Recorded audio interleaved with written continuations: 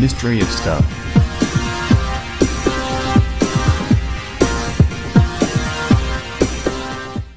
The government will actually pay people to live in this bizarre ghost town.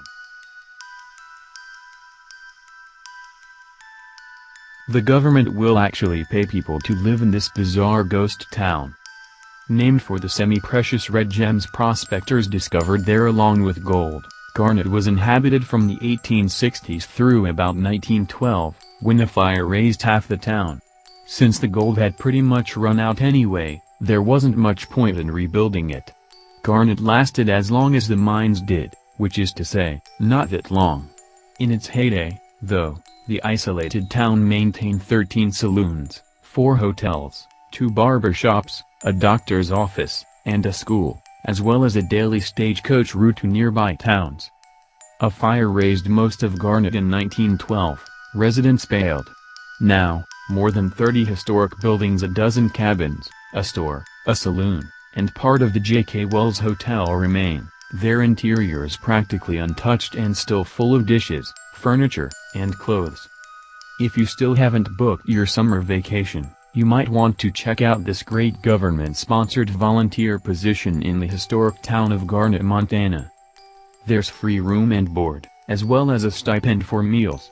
When you're not giving a guided tour or working in the souvenir shop, you're free to explore the majestic Montana wilderness. So, what are you waiting for? While this may all sound fine and dandy, there's just one totally minor catch you're going to want to be aware of. And it's not the lack of running water or Wi-Fi. Garnet, Montana. Montana's most intact ghost town wasn't built to last. Enterprising miners were more interested in extracting the riches below ground than building above. As a result, buildings grew quickly, most lacking foundations. They were small and easy to heat. Yet, a century after Garnet emerged, remnants of the town stand, hidden high in the Garnet mountain range east of Missoula.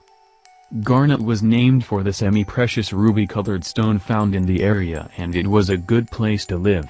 The surrounding mountains were rich in gold-bearing quartz. There was a school, the crime rate was low, and liquor flowed freely in the town's many saloons. The bawdy houses did a brisk business, and Missoula and Deer Lodge were close enough for necessary supplies. In the 1800s, miners migrated north from played-out placer mines in California and Colorado. Placer mining of gold or other minerals is done by washing the sand, gravel, etc. with running water, but by 1870 most area placer mining was no longer profitable. The Garnet Mountains attracted miners who collected the gold first by panning, then by using rockers and sluice boxes as the free-floating gold diminished. Although miners had located gold-bearing quartz veins, the lack of decent roads and refined extracting and smelting techniques made further development unfeasible at that time. Silver mines elsewhere started to draw the miners out of the Garnet Mountains, but in 1893, the repeal of the Sherman Silver Purchase Act set off a panic throughout the region. Silver mines closed, and within weeks thousands of unemployed miners were on to gold mining in the Garnets. Miners began to trickle back. At the head of First Chance Gulch in 1895, Dr. Armistead Mitchell erected a stamp mill to crush local ore. Around it grew the town, which was originally named Mitchell, but in 1897 became known as Garnet. Soon after Mitchell erected his mill, Sam Ritchie hit a rich vein of ore in his Nancy Hanks mine just west of the town. The boom began. By January 1898 nearly 1,000 people resided in Garnet. There were 4 stores, 4 hotels, 3 livery stables, 2 barber shops, a union hall, a school with 41 students, a butcher shop, a candy shop, a doctor's office, an assay office, and 13 saloons comprised the town. Eager miners and entrepreneurs built quickly and without planning. A haphazard community resulted. Most of the buildings stood on existing or future mining claims, and about 20 mines operated. After 1900 many mine owners leased their mines out, the gold having become scarcer and harder to mine. The Nancy Hanks yielded about $300,000 worth of gold, and an estimated $950,000 was extracted from all the mines in Garnet by 1917, but by 1905, Many of the mines were abandoned and the town's population had shrunk to about 150. A fire in the town's business district in 1912 destroyed many commercial buildings. Most remaining residents moved away to defense-related jobs. By the 1940s, Garnet was a ghost town. Cabins were abandoned, furnishings included, as though residents were merely vacationing. F.A. Davies still ran the store however, and the hotel stood intact. In 1934, when President Roosevelt raised the gold prices from $16 to $32 an ounce, Garnet revived. A new wave of miners moved into abandoned cabins and began reworking the mines and dumps. Then, World War II drew the population away again. The use of dynamite for domestic purposes was curtailed, making mining difficult. Garnet again became a ghost town. Once again F.A. Davy and a few others remained. Several new cabins were constructed following the war, and in 1948 an auction was held with items from the Davy store. Much remained however, and souvenir hunters soon stripped the town not only of loose items, but of doors, woodwork, wallpaper, and even the hotel stairway.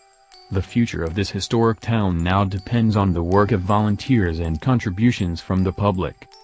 The old ghost town buildings in Montana are slowly falling apart, board by board and brick by brick.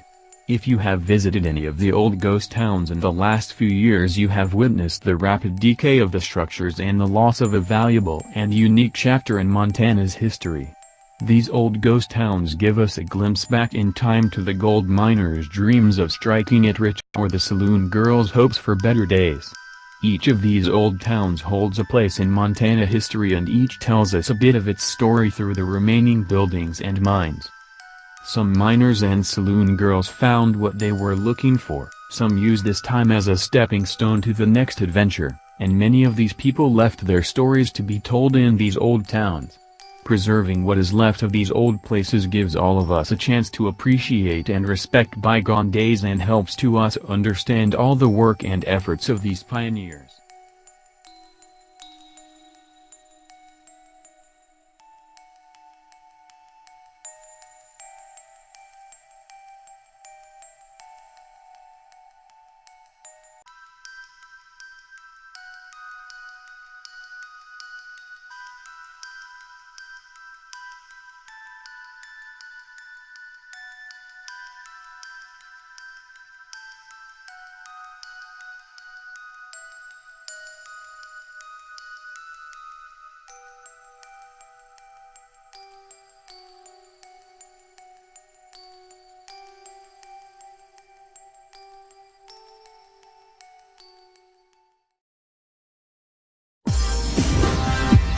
Mystery of Stuff.